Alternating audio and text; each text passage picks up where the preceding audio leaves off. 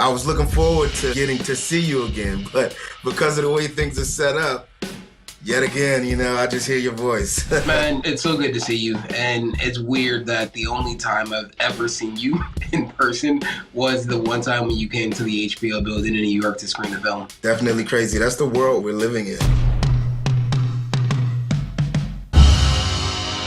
Hi, I'm Black Thought, and today for HBO's Culture Closeup, I have the pleasure of speaking with Tommy Oliver, creator of the HBO documentary film 40 Years a Prisoner. How you doing, man? Very happy to be here with you. Could you tell us in your own words, what is 40 Years a Prisoner about? 40 Years a Prisoner is a story about two things. One, it looks at the conflict between Move in the city of Philadelphia in the 70s. Move was a back to nature sort of radical group who eschewed technology and wanted to basically be left alone. And on August 8th, 1978, after years of back and forth and escalating tensions, the city sieged on their house.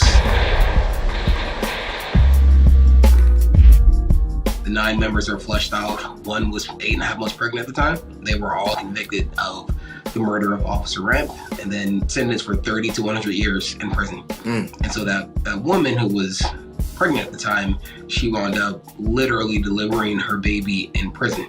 And so Mike Africa Jr., that kid, wound up committing his entire life to getting his parents out of prison.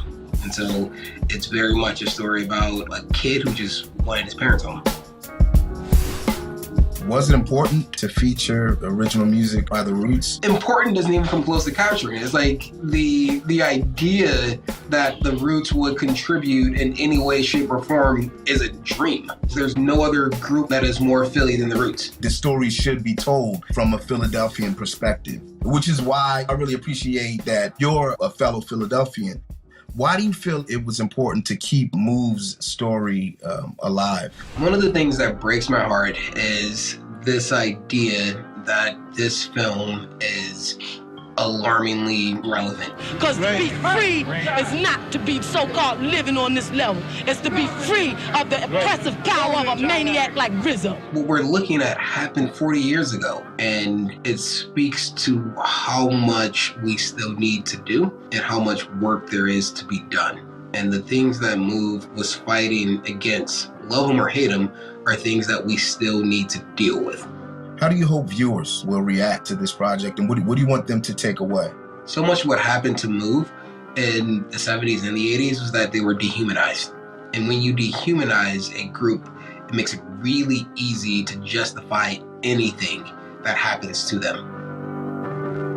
And it continues to happen today, from immigrants to natives to all sorts of groups where it continues to happen. And so when we allow those things to happen, it's like, oh, they deserved it.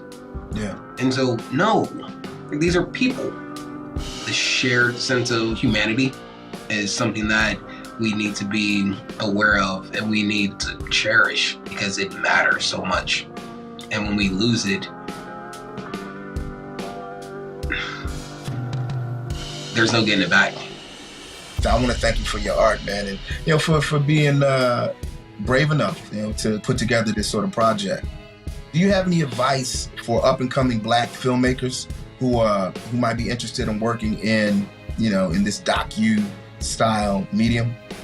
It's easier and cheaper than it's ever been to make stuff, and people they put these false impediments in their way, and they think they've got to have this thing or whatever. It's like, I started shooting this project on my own. I just started shooting it because I believed in it. I believed in what it ultimately could be. And when you are passionate about something, that passion becomes something that's contagious. And especially if you have a real perspective and a point of view, and you're doing things from a place of integrity and authenticity, then those things have a way of growing.